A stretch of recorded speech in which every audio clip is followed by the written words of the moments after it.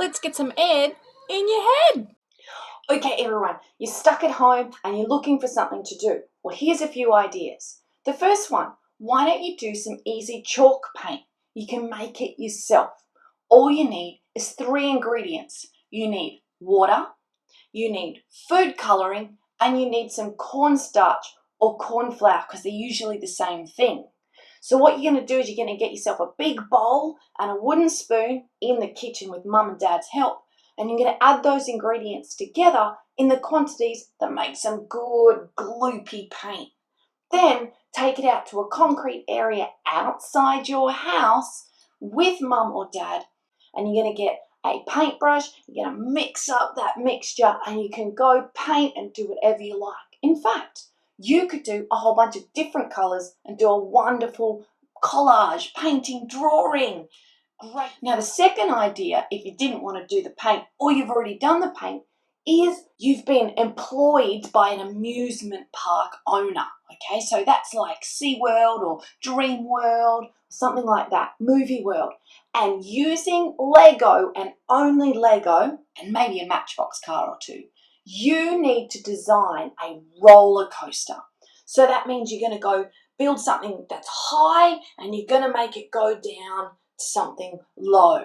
So maybe once you've done your Lego frame, you might like to add some things like toilet rolls or cardboard. Maybe you could get a cereal box and chop it into pieces and sticky tape it and make it into a nice laneway for your car to go down.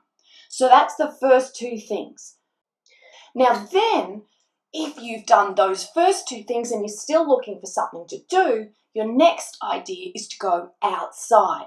Now, if you've got some seeds in the shed, we're coming to the end of winter here in Australia, so we're looking for seeds that we can plant that are going to grow well in spring.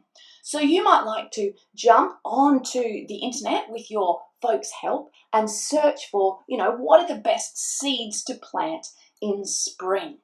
And if you've got those in your garden shed, go out to the part of the garden that mum or dad says is okay, till up that soil, make it nice and loose and fluffy soil, and plant those seeds, pat them down gently, give them a water, and over the coming days and weeks, check out their progress. Okay, then you've been outside, you've done some running around, you're going to come in, and with mum and dad's help, you're going to bake a cake. Now, what type of cake are you going to bake? Are you going to bake a chocolate cake or a vanilla cake or a butter cake?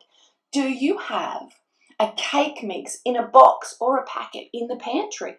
On the back of that, it's going to tell you what else you need to add.